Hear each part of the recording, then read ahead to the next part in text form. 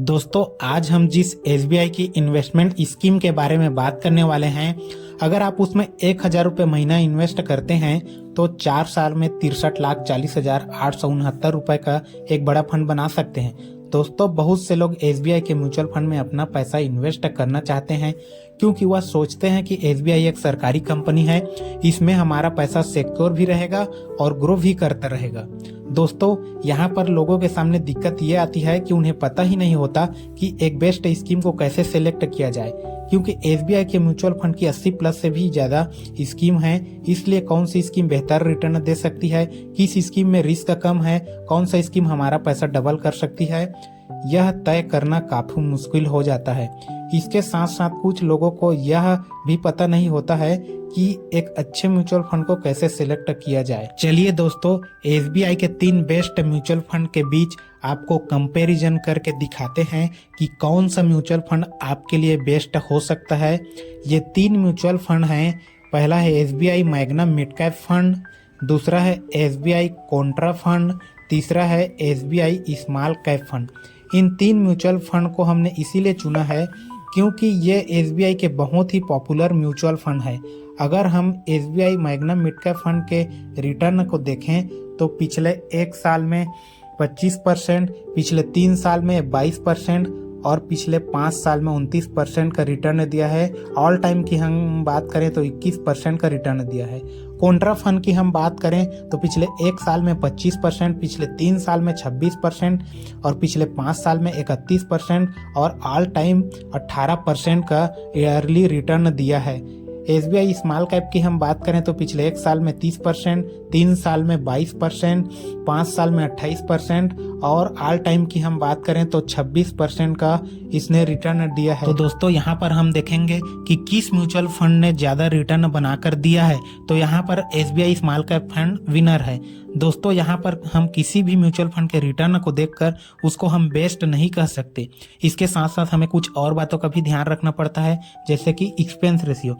Expense ratio किसी भी mutual fund को मैनेज करने का खर्चा होता है। अगर हम डायरेक्ट प्लान के एक्सपेंस रेशियो को देखें तो मिड कैप फंड का एक्सपेंस रेशियो 0.79% है, कॉन्ट्रा का 0.59%, एसबीआई स्मॉल कैप का 0.66% और अगर हम रेगुलर प्लान की बात करें तो मिड कैप का 1.67%, कॉन्ट्रा फंड का 1.50% और स्मॉल कैप का 1.57% है। एक्सपेंस रेशियो किसी भी म्यूचुअल फंड को मैनेज करने का खर्चा होता है। जिस म्यूचुअल फंड का एक्सपेंस रेशियो जितना कम होता है वह उतना ही अच्छा होता है। तो इस हिसाब से हम देखें तो एसबीआई कॉन्ट्रा फंड विनर है। और जब भी आप किसी भी म्यूचुअल फंड में इन्वेस्ट करें तो जहां तक हो आप डायरेक्ट प्लान में ही इन्वेस्ट करें, जहां पर एक्सपेंस रेशियो काफी कम रहता है। अगर हम तीनों ही म्यूचुअल फंड के एग्जिट लोड की बात करें तो तीनों ही म्यूचुअल फंड में 1% का एग्जिट लोड है। मतलब अगर आप 1 साल के अंदर म्यूचुअल फंड से पैसा विड्रॉल करते हैं तो 1% का आपको एग्जिट लोड देना होगा। दोस्तों, अगर हम फंड साइज की बात करें तो एसबीआई मैग्नम मिड कैप का फंड साइज है 21,407 करोड़ रुपए, कॉन्ट्रा फंड का साइज है 40,486 करोड़ रुपए, एसबीआई स्मॉल कैप का फंड का साइज है 33,107 करोड़। तो यहाँ पर आप देख सकते हैं एसबीआई के कॉन्ट्रा फंड में लोगों ने सबसे ज्यादा पैसा लगाया है। ऐसा इसलिए क्योंकि इस म्यूचुअल फंड ने रिस्क के मुकाबले अच्छा रिटर्न बनाकर दिया है। किसी म्यूचुअल फंड ने अच्छा रिटर्न कितना बनाकर दिया है उसे चेक करने के लिए हम अल्फा रेशियो को चेक करते हैं। तो यहाँ पर हम देखेंगे SBI magnum mid cap fund का अल्फा रेशियो 0.61 है, एसबीआई स्मॉल कैप का 3.16। तो वही अगर हम कॉन्ट्रा फंड की देखें तो 9.66 है। यानी इस म्यूचुअल फंड ने अपने बेंचमार्क से 9.66% का अधिक रिटर्न बनाकर दिया है। अल्फा रेशियो जितना अधिक होगा उतना ही किसी भी म्यूचुअल फंड का अगर हम शार्प रेशियो देखें तो मिड कैप का 1.05, कॉन्ट्रा का 1.44, स्मॉल कैप का 1.17 है। शार्प रेशियो किसी भी म्यूचुअल फंड की गिरावट की संभावना को दर्शाता है। शार्प रेशियो जितना कम होगा वह म्यूचुअल फंड उतना ही अच्छा होगा।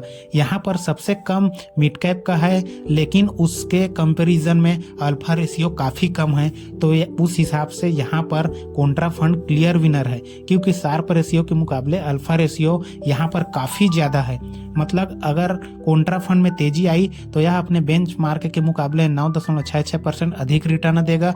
अगर गिरावट आई तो केवल अपने बेंचमार्क के मुकाबले 1.44% ही टूटेगा। चलिए अब बात करते हैं एक ऐसी इन्वेस्टमेंट स्ट्रेटजी की जिसको अगर आप यूज करते हैं तो आप ज्यादा से ज्यादा म्यूचुअल फंड में इन्वेस्ट करके रिटर्न बना सकते हैं। वह इन्वेस्टमेंट स्ट्रेटजी क्या है, चलिए उसको विस्तार से समझ लेते हैं। जैसा कि आप सभी लोग जानते हैं, हमारे इंडिया का इन्फ्लेशन रेट 6 से 7% ईयरली का है, जिस वजह से चीज़ों के दाम बढ़ती जा रही है और पैसे की वैल्यू घटती जा रही है।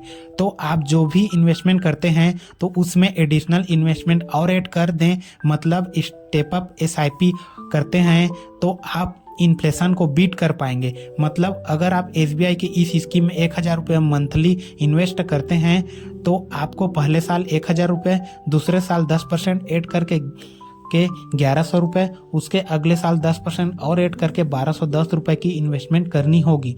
चलिए रिटर्न को अब कैलकुलेट करके देखते हैं। दोस्तों हम यहाँ पर मानकर चलते हैं कि आप हर महीने 1000 रुपये की इन्वेस्टमेंट करेंगे और हम इस म्यूचुअल फंड के पास्ट परफॉर्मेंस को देखते हुए इस म्यूचुअल फंड का एक्सपेक्टेड रिटर्न 19% एनुअल मानकर चलते हैं। तो अगर आप फर्स्ट ऑप्शन को फॉलो करके इन्वेस्टमेंट करेंगे तो मात्र 4 साल में 72,215 रुपये का फंड बना सकते हैं। अगर आप सेकेंड ऑप्शन को फॉलो करके इन्वेस्टमेंट करेंगे तो 81,936 रुपये का फंड बना सकते हैं। और अगर आप थर्ड ऑप्शन को फॉलो करके इन्वेस्टमेंट करते हैं तो आप 63,40,869 रुपये का एक बड़ा फंड बना सकते हैं। चलिए इसको डिटेल में समझते हैं। अगर आप अपनी इन्वेस्टमेंट में फर्स्ट ऑप्शन को फॉलो करते हैं, मतलब अगर आप एक नॉर्मल SIP में 1000 रुपये मंथली इन्वेस्ट करते हैं तो 4 साल में आपकी टोटल इन्वेस्टमेंट 48,000 होगी, जिस पर एक्सपेक्टेड रिटर्न 19% एनुअल रिटर्न के हिसाब से आपके टोटल फंड की वैल्यू 72,215 रुपये बन जाती है। लेकिन अगर आप सेकेंड ऑप्शन के हिसाब से इन्वेस्टमेंट करते हैं, मतलब 1000 रुपये प्लस 10% स्टेप अप SIP करते हैं तो 4 साल में आपकी टोटल इन्वेस्टमेंट होगी, वह होगी 55,692 रुपये, जिस पर 19% एनुअलाइज्ड रिटर्न के हिसाब से आपके टोटल फंड की वैल्यू 81,936 रुपये बन जाती है। दोस्तों जैसे कि पहले हमने आपको वीडियो में बताया कि आपको 4 साल इन्वेस्ट करना है, जिससे आप 63 लाख रुपए का बड़ा फंड बना सकते हैं। तो इसके लिए आपको थर्ड ऑप्शन को फॉलो करके इन्वेस्टमेंट करनी होगी। जैसा कि हमने देखा कि सेकेंड स्टेप में 1000 रुपये मंथली 4 साल तक इन्वेस्टमेंट किया, इसके बाद आपके टोटल फंड की वैल्यू 81,936 रुपये हो जाती है। दोस्तों अगर आप छोटी छोटी इन्वेस्टमेंट से एक बड़ा फंड बनाना चाहते हो तो आपको अपनी इन्वेस्टमेंट को अधिक समय भी देना होगा।